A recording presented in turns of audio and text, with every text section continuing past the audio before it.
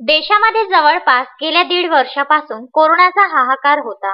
आता कोरोनाची रुग्णसंख्या कमी झाली आहे आणि लसीकरण मोहीम जोरदार सुरू आहे। आजचा दिवस भारतासाठी अत्यंत महत्त्वाचा आहे, कारण आज एक नवीन इतिहास भारताने रचला आहे। भारताने कोरोना लसीचा 100 कोटी डोसचा आकडा पार केला आहे। एक नवा इतिहास रचून भारताने जगभरात डंका वाजविली आहे।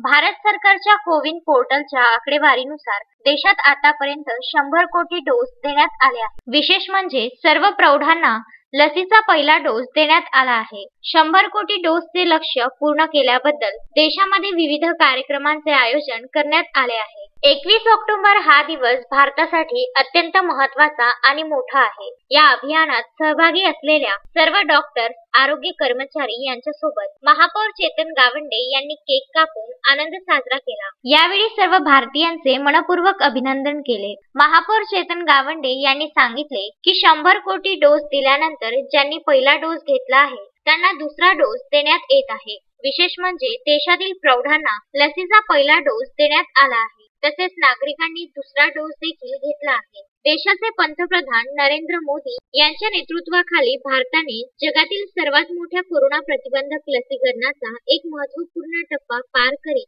100 कोटी लसीकरण पूर्ण केले आहे। यावेळी महापौर चेतन गावंडे यांनी सर्व भारतीयांचे मनपूर्वक अभिनंदन केले आहे। आज अतिशय आनंदाचा दिवस आहे की भारतामध्ये ज्या आजाराविरुद्ध आपण गेल्या 1.5-2 वर्षापासून लढत आहोत, त्या आजारावर मात करण्यासाठी नरेंद्रजी मोदी यांच्या नेतृत्वाखाली असलेल्या सरकारने लस निर्मिती केली आणि या लसीच्या माध्यमातून आज आपण 100 करोड नागरिकांपर्यंत पोहोचलो।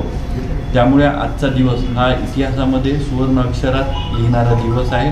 मी सर्व आरोग्य सेवक आणि आरोग्य अधिकारी यांचं मनापासून कौतुक करतो की या पिरियडमध्ये त्यांनी रात्रंदिवस काम केलं आणि ही लस पोहोचवण्यामध्ये आमची मदत केली। पुन्हा एक वेळा मी या निमित्तानं विनंती करेन की ज्या नागरिकांनी लस घेतली नाही आहे त्यांनी कवच कुंडल या उपक्रमाच्या अंतर्गत नजीकच्या सेंटरवर जाऊन लस घ्यावी।